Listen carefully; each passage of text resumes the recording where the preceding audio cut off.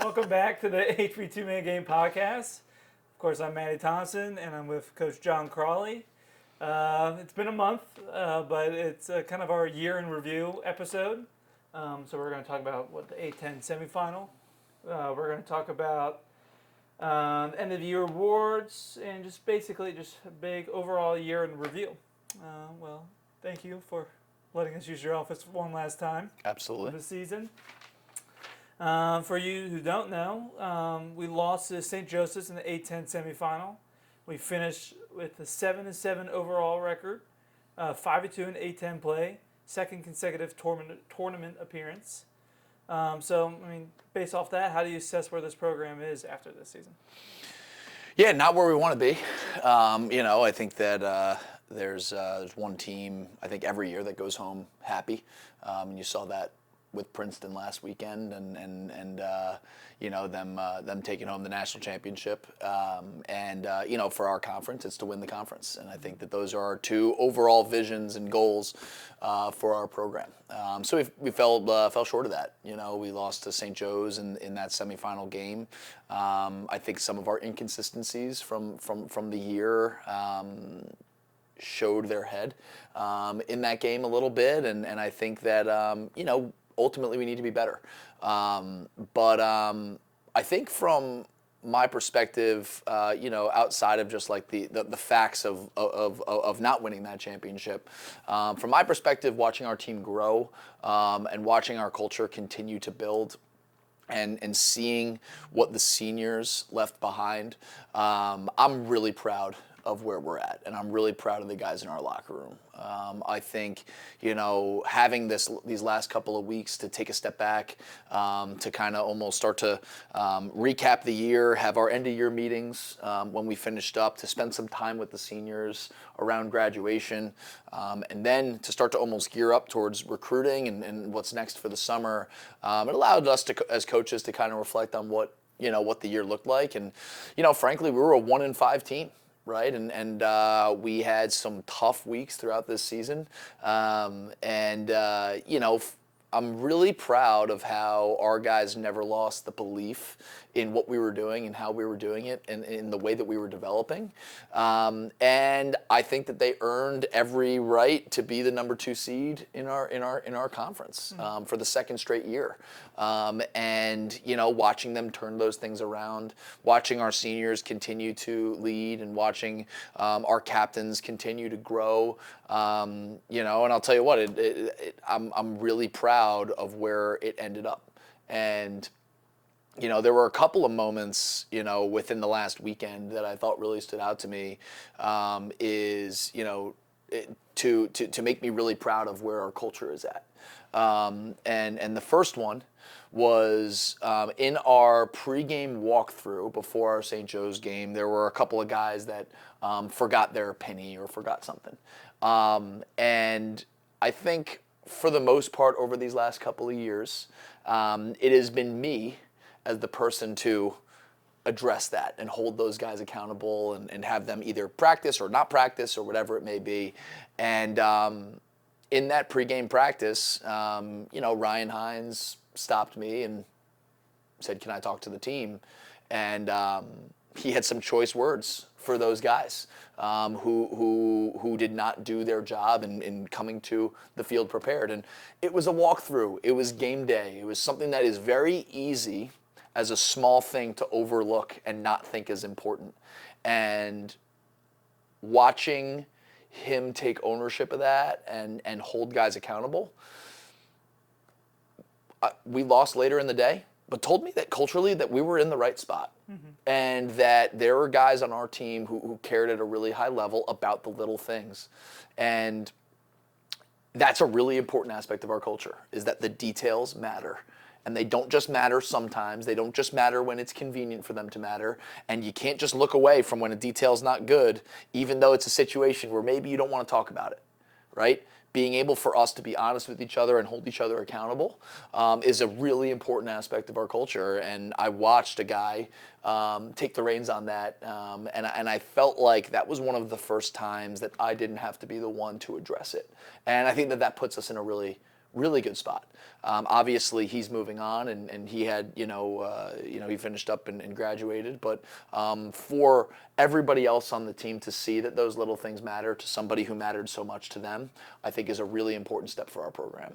And then the second thing that was, while really difficult, was something that told me that our culture is in a good spot. Is how devastated our seniors were when they lost. We were standing out on the field holding those guys up for about 30 minutes after the game ended. And I really do think they cared at an elite level to go win a championship this year. And I am really proud of where they left this culture, because they will be a part of the championships that we can potentially win moving forward because of what they left behind. And that wasn't just the guys who had, maybe a bad game, or maybe guys who played a lot. Like, that was everybody. Mm-hmm. That was Alex Loveland. That was Jack McAdams. That was Matt Lutzel. That was everybody across that senior class, and not to put those guys on blast, but I think that their care and honest and true care for what we do in our program, like, they're elite competitors, and they truly care about wearing the High Point jersey. And I think that I watched that make an impact on the younger guys. I watched it make an impact on freshmen who maybe, when you're going through your freshman year, you feel like it's the longest year of your life. Mm-hmm. Then all of a sudden you see these seniors who poured everything that they had for 4 years into it, and you see their reactions. And I think it could give you some serious perspective. And so, while it wasn't what we wanted, I do feel as though we are in a spot where we've got a group that really cares coming back. And I think that they should have learned a lot from the senior class that poured a lot into it. And I think that once the season ended, a lot of our returning players stuck around for a couple days. And what I encouraged all of them to do was share how you really feel about each other, because the next time is probably going to be maybe at a wedding in a couple of years, if everybody's in the same spot, that you're really going to be able to be together. Yeah. Tell each other how you feel about each other. And then number two is if you're a younger guy, like, ask an older guy, like, what they were proud of and what they regret in their time. And my understanding is, they spent those couple of days together, and I do think that in my end of year meetings with our returning guys, it's very clear that the senior class made a really big impact on them. And I think that that tells me that the culture is in a good spot, and that we are going to use this as an ability to learn. We're going to use this entire season, from offense to defense to middle of the field to all of it, and we're going to figure out what we did well, what we didn't do well, and we gotta take with us the positives, and try to eliminate the negatives and find a way to be just more consistent on game day, because I think that's what it came down to. So I'm really proud of this team, and seeing the way that they love each other, seeing the way that they love this place, and seeing the way that they love the game all the way until the end, tells me that while it wasn't the result we wanted, that the process is in, and the culture is in a positive spot, and we have some stuff to build off of. No doubt. I mean, that was. He answered like 4 questions there, so that was very. I mean, it was very insightful. And to your point, I mean, the senior class this year was just such a solid group of guys, and it was a very like this. I went to school with them, and then when we went over to your house and hung out with them, they just seemed like a tight knit group, and like you just hope that every class is like that. And Sure. I think this upcoming class, or this next senior class, there's something that they're a pretty tight group as well. Yep. But talk about what's something, you mentioned it a little bit, like with consistency, but what is something that this next year's team needs to do to get over like the hump? Yeah, great question. I think a lot of it is going to come down to our consistency in the middle of the field. And I think that was an area of the game that we struggled with, the numbers don't lie. Like we did not clear the ball well. So our ability to turn defensive possessions that were good possessions, that are stops, that are saves, that are ground balls that we pick up, and turn those into offensive possessions, and that conversion rate is really important. And it has a residual effect. It has a residual effect on the defense. It has a residual effect on the offense. And I think that our clearing game is important. And that's not just for defensive personnel. That's for our goalie room. That's for our offensive personnel who have to help us in the clear, because there are offensive midfielders out there. There are attackmen, out on the field, and frankly, I just didn't think we did enough as a team to really care about those little things at a high enough level. And that's something that I know for us as a coaching staff is going to be of utmost importance, is our skill in the middle of the field and our ability to turn what are good defensive possessions into offensive possessions. And I think that was, in my eyes, a big piece of our inconsistency throughout the year.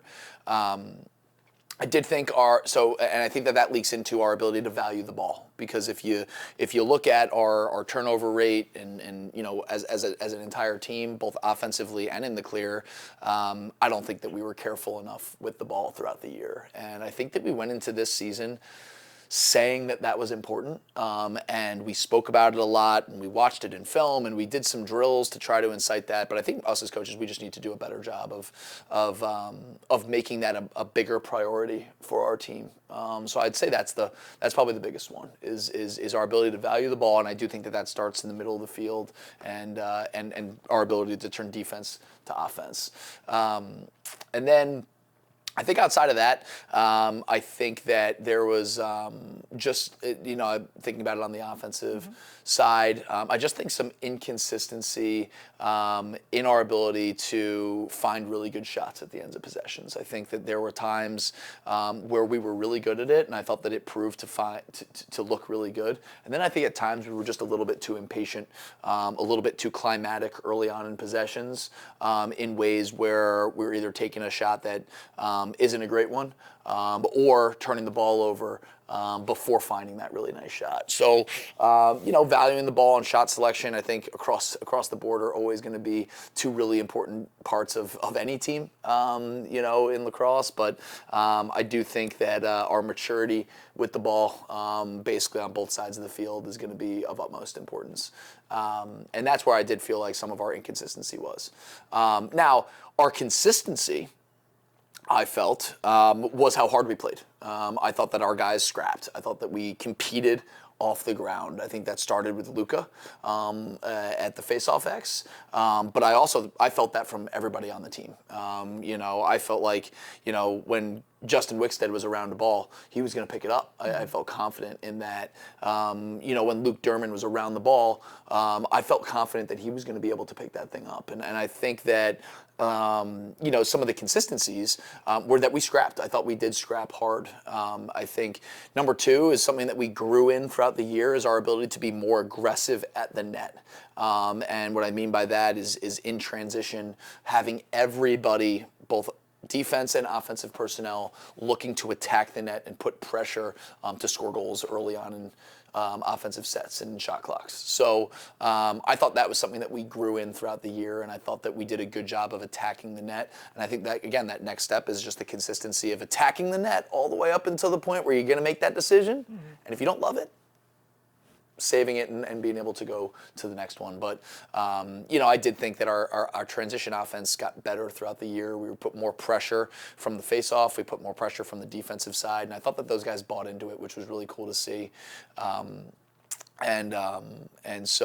that was definitely a step in the right direction for sure. No doubt. I mean, throughout the year, we had some low times, we had some high times, but we ended the year with a couple of guys winning some awards.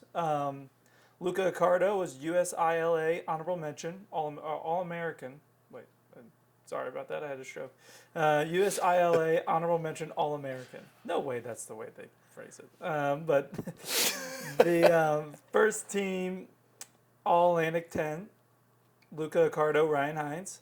Second team All-Atlantic 10, Justin Wickstead. And then the A10 All-Rookie team, Luke Fenderson. So talk about, Luka was dominant all year. Ryan Wickstead, they were just solid and Luke Fenderson, I thought, had a really good conference play towards the end. Yeah. I was really proud of all those guys. I mean, Luka. We've spoken about it in every episode. He was the heartbeat of our team, and he was as tough as they come. I'm excited for him to go home to Long Island and be a cop where my parents live, because I think that they will feel safe because he is going to do his job at a high level, and I think that he was lights out throughout the year. Hines had an awesome conference play. He put us in some spots to win some games. You think back to. You think back to the Delaware game, you think back to the St. Joe's game. I mean, he had some really, really important moments in both of those games. And ultimately, we win those two, and that puts us in the position to be the 2 seed. And I think that, he had moments throughout the year. And really with Ryan, like he just developed into an elite leader. I brought up the story earlier about, the day of our semifinal game, and I think that he really found himself as a leader in the way that he served the people around him, but also held people accountable. I was really proud of his year, and he deserves that. Wickstead, frankly, I think got snubbed. And I'm fine with that, going out there. And the reality is whenever there's, these conference teams and all that kind of stuff, you run out of spots, right? And the first team in the Atlantic 10, Attackman, all really nice players. There's no doubt about it. And they were very good. And ultimately it was 2 kids from Richmond and 1 from St. Joe's. And that's who was in the championship game. So, I give all the credit to those guys. But I think Justin's been, kind of looked over the last 2 years. I think our offense goes as he goes. I think he competes his tail off. And I hadn't seen many close defensemen that could cover him throughout the year when we were playing the ACC and the Big Ten teams or our conference. I think that he was a matchup nightmare, not only for short sticks, but for poles. And, I know that he's going to wear that as a chip on his shoulder to continue to work. And that's why we love him, because he's not going to let that get in his way, because he really doesn't care about the accolades. He really doesn't. Which is why I need to care for him, and frankly, he's somebody who has worked his tail off, and now he's going to come in as a senior, alongside 2 other guys that now he's been starting with for what's going to be his 3rd year next year, I know that. For him, it's about the unit. It's about the team. It doesn't matter about the accolades. I think that he deserves to be an first team all A10 guy. I think he deserves to be an All-American. We're the number 2 seed in our conference, and I think that there's room for an argument of that. I was really proud of him throughout the year. I did think his level of leadership and decision making in games really grew. I'm excited for what he's going to look like next year for sure. And then Luke Fenderson, you know what? He is an interesting one. And the reason I say that, and he will laugh with me in hearing that, is he had a high and a low year. There were times in the fall where he was struggling out on the field, and times in the spring where he was struggling out on the field. But I give him so much credit for how he stuck with the process. He kept learning. And then ultimately a game that was a little too fast for him when he first got here became slower. And he started to realize he just has to be himself. Because when he was himself throughout this year, especially as we got into conference play, to your point, and especially into our last game, he can dodge at the highest rate that anybody on our team can. He's extremely fast. He's smart. And he just needed to, get through some of the growing pains as a freshman to ultimately find that success. So to watch him, come onto campus and the game move a little too fast for him early on, for him to constantly be learning and coming in for film and going out for extra work and taking the steps he needed to take, he ended up being the guy in the 4th quarter in our St. Joe's game that, was was on our first midfield, and was the guy we put the ball in his stick. And as a freshman, to be able to do that and to earn that trust throughout the year took a lot of work. And so I'm really proud of him. And he came up in some big moments for us, and I think he has a really bright future ahead. I mean, he is super talented, and more than anything, he really cares about his teammates, and he really cares about us being successful, and he's willing to do whatever he needs to do. And again, he came in as a high school attackman, and then he was a midfielder that was playing a little bit everywhere. And when the game started to slow down, he started to show that he just needed to be himself. That's all he needed to do the whole time. But sometimes you got to kind of go through those highs and lows to discover that. No, his future in High Point's bright. I can't wait to kind of see what he does. Sure. Well, with this being the last podcast, we don't have a guest per se, but we want to give a quick shout out to everyone who was a guest, who took the time and did do this with us. So some of the alumni: Jack Van Overbeck, class of 24; Davis Whiting, class of 25; Hall of Famer Dan Lomas, class of 2016; Asher Nolting, class of, it doesn't say, but class of I think 22 he was? Yeah, 22. 21 now, he's been here forever. Matt Thistle, class of 2016. Some of the current players that took time out of their busy schedule: Ryan Hines, Matt Lutzel, Luke Derman, Robbie Lang, Winston Benson, Colin Revere, Aidan McCullough, Zach Overin, Luca Arcardo. Sorry about that. I always mess that one up. You do mess that one up. I mean, that's been a consistency. We spoke about inconsistencies earlier. One consistency is you messing up Luca's last name. I mean, that's a good one. This podcast wasn't enough evidence I'm illiterate. But thank you for giving me all this paper to read. Also, special shout out to Leah Bewolf. Leah Wolf. I did that on purpose. Leah Wolf, Katie Snipes, Jack Posey for helping us put this together. Nick, I don't even want to attempt his last name, but Nick, he also for filming some of the episodes with us. Joel Skirbo, Antonio Arcona, Trey Smith, Ryan Summy. We didn't get to do. We promised that you would come on, but we just never did it. Grant, thank you for traumatizing half the list of seasoned guests on here. But with that being said, time for some quick hitters. Talking about the best guest moment from the entire season. Best guest moment? Yeah. I think the best guest moment was... I have an answer, and it's an easy answer, but you go first. I think mine is you trying to explain to Dan Lomas what Mount Rushmore was in America, and then the back and forth on the Eddie Murphy movie, and that being a part of that one. I think that was probably up there for me. I mean, having Aidan McCullough on is always a treat. It is. I watched that interview back, and it's just so funny.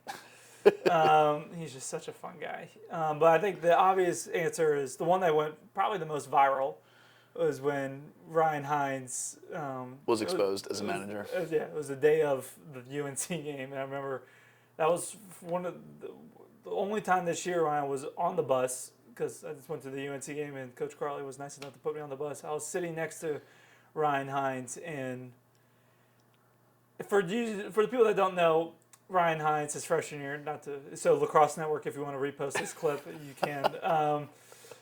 But Ryan Hines was deemed a manager after one of his first practices here, and then he eventually, by the end of the year, scored the game-winning goal against St. Joe's in the A-10 semifinal.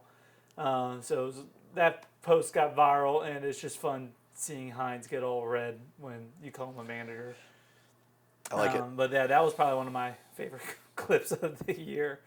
But let's talk about more of the team. Most improved player on the roster this year. Or it could be a collective line. Yeah, I think the first person that comes to mind for me is Nick Steele. But outside of Nick Steele, I think it was the whole second midfield line. I thought that between Nick Steele, Magnus Falkevitz, and Luke Fenderson, that group started to kind of come together during conference play.